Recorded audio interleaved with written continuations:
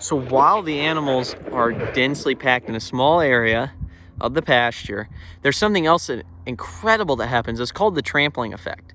So basically, in a healthy grassland, the grass, especially certain times of the year, should be tall and grown up, right? And when the animals are packed really tight in the grassland, which is their natural state, right? Migrating herds of animals really actually it's called a herding. But basically, they like to be close to their friends as long as they're moving. If they're close to their friends and they're not going anywhere, then they panic.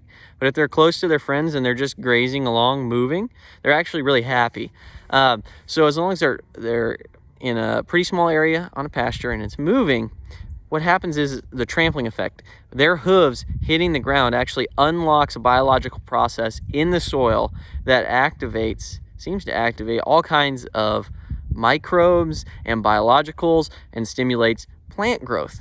On top of that, when the animals are tight like that in a grassland setting with that tall grass, they're going to trample a lot of it on the ground, sometimes 40 or 50%. The grass is carbon, and when they're trampling that back onto the soil surface, it's like mulching the ground. You think about mulching your garden or a flower bed, right? What does that mulch do? Well, it holds water, it holds carbon, it shelters the soil from the sunlight, which would overheat it and dry it out, right? And on top of it all, it provides a food source for all kinds of soil life, like earthworms and other microbes and all kinds of things that eat that. And they actually turn that old grass, that trampled grass onto the ground, they turn it into brand new soil.